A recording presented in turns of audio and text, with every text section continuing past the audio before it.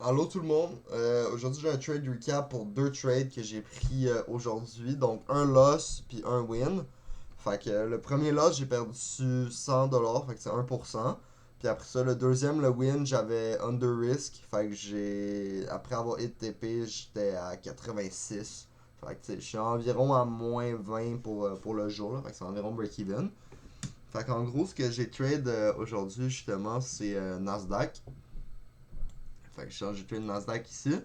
Et dans le fond, c'est ça, c'était New York AM que je me suis connecté.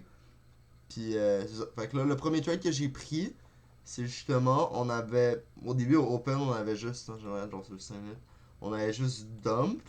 Puis après ça, justement, on avait eu un 15 minutes BPR ici, qu'on avait respecté. Là, on a wick en dessous, là, mais on l'a respecté ici. Fait que justement, vu qu'on était dans le premier trade, justement, j'ai pris ça à cause qu'on était en 15 minutes BPR. Puis on avait eu le inverse ici. J'ai enlevé ça. Et voilà, ça. Puis on avait eu le 1 minute inverse ici. Fait que là, je l'ai pris, puis je me suis fait direct stop out sur le 1 minute. Là. L'erreur que j'ai faite, j'aurais dû attendre sans doute le CISD ici. J'aurais dû avoir des confluences sur le plus gros time frame. Mais si j'avais le inverse, j'avais le BPR. Puis par la suite, genre l'idée du trade était quand même bonne parce que là, ça aurait rentré, ça aurait hit mon TP après. Mais c'est ça. Fait que là, ça c'est le premier trade que j'ai perdu quasiment instant. Puis après ça, justement, j'ai attendu un peu plus, ça a monté. Puis là, j'avais vu que justement sur le plus gros time frame, il y avait aussi sur le 3 minutes. Il y avait 5 minutes aussi, mais je l'avais pris à partir du 3.